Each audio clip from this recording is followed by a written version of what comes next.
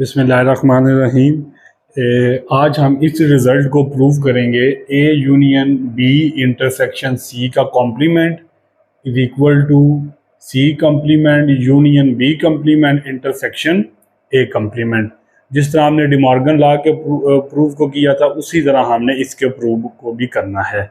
तो लेट कर लें, इसमें सबसे पहले आप ये लेट कर लें कि एक्स जो एक एलिमेंट है वो बिलोंग कर रहा है A union B intersection C के कंप्लीमेंट में।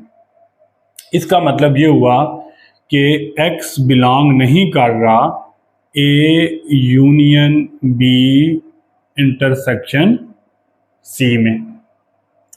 अब एक्स इन दोनों की यूनियन में नहीं है, तो इसका मतलब ये हुआ कि x does not belong A and X does not belong B intersection C। अब इसका मतलब ये हुआ कि X does not belong A and अगर X B इंटरसेक्शन C में बिलोंग नहीं कर रहा तो इसका मतलब ये है कि X B में बिलोंग भी नहीं कर रहा और X C में बिलोंग भी नहीं कर रहा। तो इट्स मीन कि X does not belong B and X does not belong C। तो फिर इसका मतलब यहाँ पे ये हुआ कि X does not belong A, या फिर इसको हम ये कह सकते हैं, इससे आगे हम ये कह सकते हैं कि X बिलोंग A कम्प्लीमेंट। अगर X A में नहीं है तो फिर इसका मतलब ये है कि X A कम्प्लीमेंट का मेंबर होगा, एंड X B में नहीं है तो इसका मतलब ये है कि X B कंप्लीमेंट का मेंबर होगा। हम यहाँ पे कंप्लीमेंट की इस नोटेशन को यूज कर लेते हैं जो क्वेश्चन के अंदर यूज हुई है ऐसे बार में, and X belong C complement. अब देखें एक्स ए कंप्लीमेंट में भी है, एक्स बी कंप्लीमेंट में भी है और एक्स सी कंप्लीमेंट में भी है। तो अगर एक्स बी कंप्लीमेंट में भी है, एक्स सी कंप्लीमेंट का मेंबर भी है, तो इसका मतलब है एक्स इन दोनों की यूनियन में भी होगा। तो हम इसको लिख सकते हैं X belong B complement union C complement. क्योंकि X दोनों में मौजूद है तो उसकी यूनियन में भी मौजूद होगा। अगर X किसी एक में भी मौजूद होता तो फिर भी उसकी यूनियन में मौजूद होता।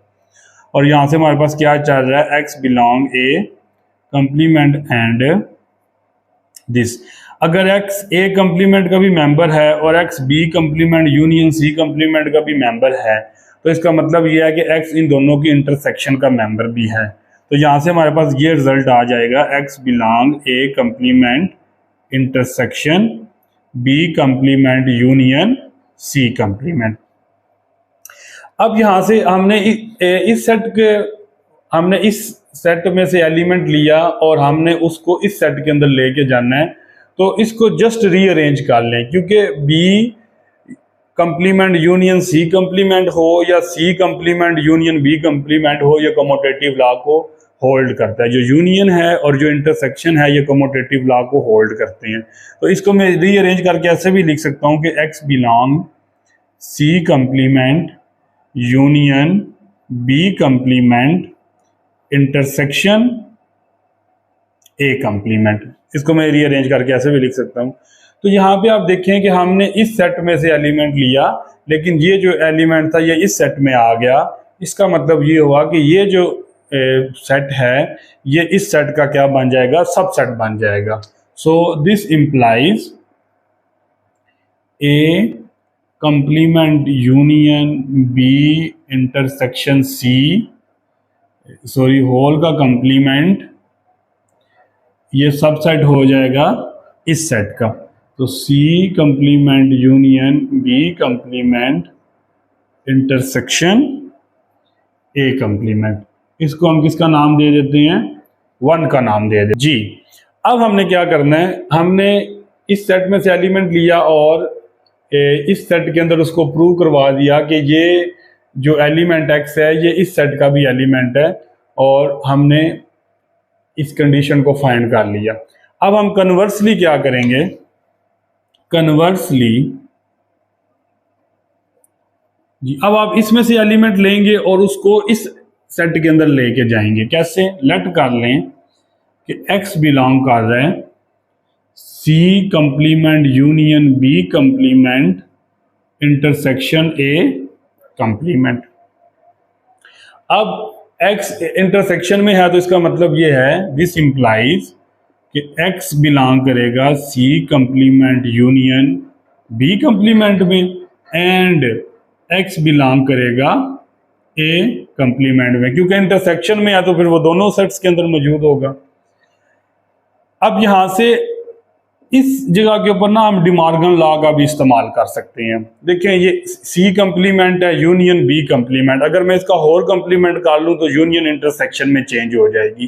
तो यहाँ पे हम डिमॉर्गन लॉ का यूज करते हैं, तो ये आगे पास आ जाएगा X belong C intersection B का कंप्लीमेंट, और ये आ गया X बिलोंग A कंप्लीमेंट।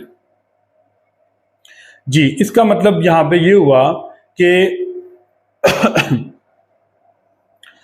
इसका मतलब यहां पे ये हुआ कि X does not belong C intersection B and X does not belong A, क्योंकि ये कंप्लीमेंट में बिलोंग कर रहा है तो फिर X इसमें बिलोंग नहीं करेगा और X A में भी बिलोंग नहीं करेगा। इसका मतलब यहां पे ये हुआ कि X does not belong A union C intersection B। अगर X इस सेट में भी नहीं है, X इस सेट में भी नहीं है, तो फिर X इन दोनों की यूनियन में भी नहीं होगा। इसका मतलब यहां से ये निकल आया कि X बिलोंग करेगा A union C intersection B के कंप्लीमेंट में। अगर X इसमें नहीं है तो फिर उसके कंप्लीमेंट में होगा।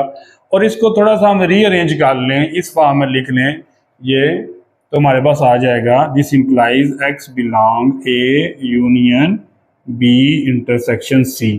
जी, अब यहां पे आप देखें कि आपने यहां से एलिमेंट लिया था और लेकिन ये एलिमेंट क्या चला गया, इस सेट में चला गया। इसका मतलब ये है कि ये जो सेट होगा ये इसका सबसेट होगा, तो ये हमारे पास आ जाएगा this implies C complement union B complement intersection A complement is subset of A